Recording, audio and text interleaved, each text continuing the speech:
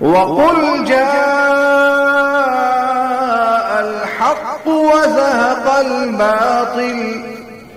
إِنَّ الْبَاطِلَ كَانَ کلپ کے اندر وہ کیا کہہ رہا ہے کہ عقیدہ ختم نبوت پر ڈاکہ ڈالا، مطلب وہ یہ ثابت کرنا چاہتا ہے کہ العیاذ باللہ اللہ فی الارض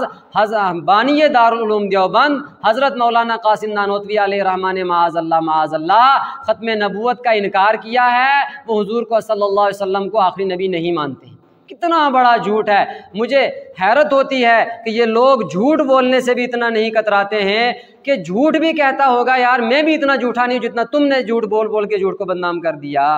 میں آپ کو آپ کے سامنے حضرت مولانا قاسم نانوتوی علیہ رحمہ کی کتاب تحذیر الناس ہی کا حوالہ پیش کرنے والا ہوں، آپ اس کو ذرا دیکھ لیجئے اسکرین پر۔ حضرت مولانا محمد قاسم نانوتوی علیہ رحمہ تحذیر الناس میں لکھتے ہیں کہ اگر اطلاق و عموم ہے تب تو خاتمیت زمانی ظاہر ہے، یعنی خاتمیت زمانی حضور صلی اللہ علیہ وسلم زمانے کے اعتبار سے بھی سب سے آخر میں آئے ہیں، یہ ظاہر ہے۔ اور آگے کیا فرمایا؟ ورنہ تسلیم لزوم خاتمیت زمانی بدلالت التزامی ضرور ثابت ہے۔ یہ حضرت مولانا قاسم نانوتوی علیہ رحمہ دلائل بیان کر رہے ہیں۔ فرمایا کہ اگر دلالت التزامی کے ساتھ تو اسی آیت سے، آیت خاتم النبیین سے حضور صلی اللہ علیہ وسلم کا آخری زمانے میں ہونا، آخری نبی ہونا، یہ تو ضرور ثابت ہے دلالت التزامی سے۔ آگے چلیے، حضرت فرماتے ہیں ادھر تصریحات نبوی مثل انت منی بمنزلت ہارون من موسیٰ الا انہ لا نبی بعدی او کما قال، جو بظاہر بطرز مذکور اسی لفظ خاتم النبیین سے ماخوذ ہے، اس باب میں کافی ہے کیونکہ یہ مضمون درجہ تواتر کو پہنچ گیا ہے۔ حضرت کیا فرما رہے ہیں کہ یہ مضمون یعنی آپ صلی اللہ علیہ وسلم کا سب سے آخری نبی ہونا یہ درجہ تواتر کو پہنچ چکا ہے، متواتر درجے تک پہنچ چکا ہے۔ اور آگے فرمایا پھر اس پر اجماع بھی منعقد ہو گیا ہے، گو الفاظ مذکور بسند متواتر منقول نہ ہوں، سو یہ عدم تواتر الفاظ باوجود تواتر معنوی یہاں ایسا ہی ہوگا جیسا تواتر اعداد رکعات فرائض و وتر وغیرہ، باوجود کہ الفاظ احادیث مشیر تعداد رکعات متواتر نہیں۔ کہہ رہے ہیں کہ جس طرح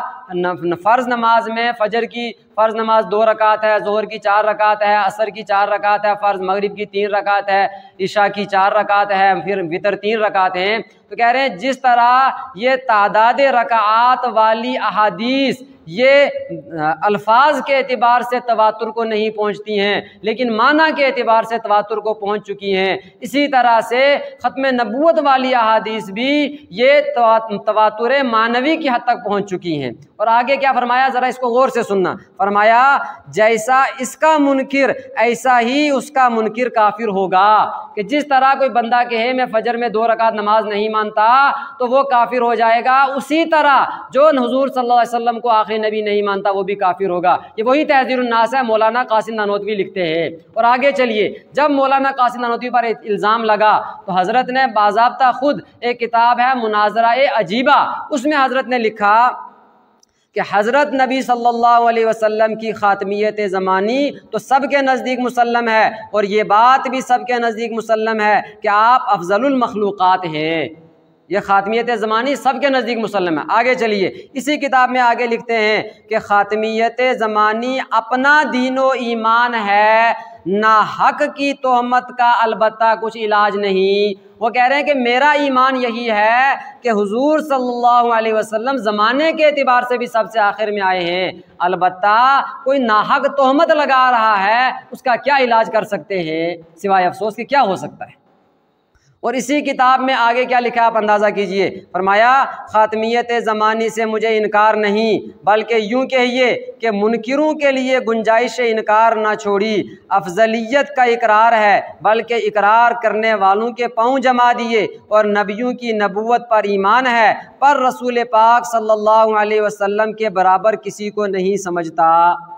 اور آگے چلیے، اب کتنے واضح واضح الفاظ ہیں حضرت کے، آگے چلیے، کہا ہاں یہ مسلم ہے کہ خاتمیت زمانی ایک اجماعی عقیدہ ہے۔ اور آگے چلیے، چونکہ الزامات آپ لگا رہے ہیں، تو اس لیے میں چاہ رہا ہوں بات کھل کر واضح ہو اور ساری پبلک جانے کہ کتنا بڑا جھوٹ بولتے ہیں، کتنا بڑا الزام لگاتے ہیں علماء اہل سنت علماء دیوبند پر۔ آگے دیکھیے حضرت کیا فرماتے ہیں اسی کتاب مناظرہ عجیبہ میں، فرمایا کہ بعد نبی صلی اللہ علیہ وسلم کے کسی اور نبی کے ہونے کا احتمال نہیں، کہ حضور صلی اللہ علیہ وسلم کے بعد اب کسی دوسرے نبی کے پیدا ہونے کا کوئی احتمال نہیں ہے۔ اب آپ یہ بتائیں، جو شخص اتنے واضح الفاظ میں کہہ رہا ہے کہ حضور صلی اللہ علیہ وسلم کے بعد کسی کے پیدا ہونے کا احتمال نہیں ہے کسی نبی کا، آپ اندازہ کریں اسی پر ختم نبوت کے انکار کا الزام لگایا جاتا ہے، سوائے افسوس پہ کیا کہا جا سکتا ہے۔ اور آگے کیا فرمایا، جو اس میں تأمل کرے وہ کافر ہے، جو ذرا برابر تأمل کرے وہ کافر ہے۔ تو اتنے واضح الفاظ ہیں، تو اس لیے گرامی قدر سامعین و ناظرین، میں اکابرین علماء اہل سنت علماء دیوبند کے ہرگز یہ عقائد نہیں ہے، ان کی جانب یہ الزام اور تہمت ہے۔